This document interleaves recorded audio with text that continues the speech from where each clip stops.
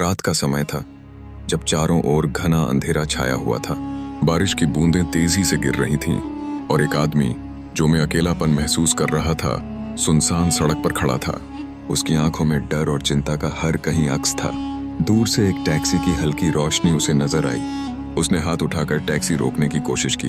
Taxi रुक गई और बिना कुछ कहे वह पिछली सीट पर बैठ गया। अंदर का माहौल असामान्य था। ठंडी हवा ने उसे चौंका दिया। टैक्सी ने चलना शुरू किया, लेकिन खिड़की के बाहर का नजारा एक अजीब सी ताले पर बंद हो गया था। एक ही जगह से गुजरते हुए वह टूटी स्ट्रीट लाइट, पुरानी इमारतें और बंद दुकानों को देख रहा था।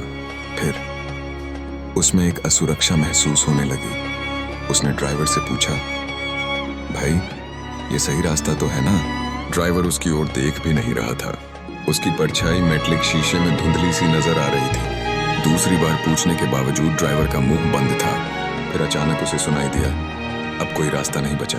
जैसे ही यह वाक्य उसके कानों में गूंजा, उसके शरीर की रगों में अचानक ठंडक दौड़ गई। वह मिरर में देखने लगा, जहां ड्राइवर की जगह केवल एक काली परछाई नजर आ रही थी।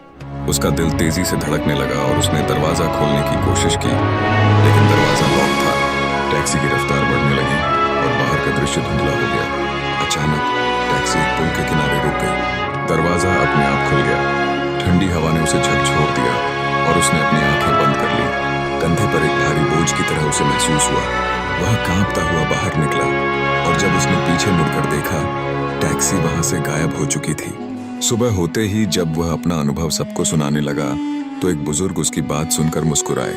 उन्होंने बताया कि वह टैक्सी एक एक्सीडेंट में सालों पहले नदी में गिर गई थी और तभी से जो कोई भी उसे रात में रोकता है, वह वापस नहीं आता।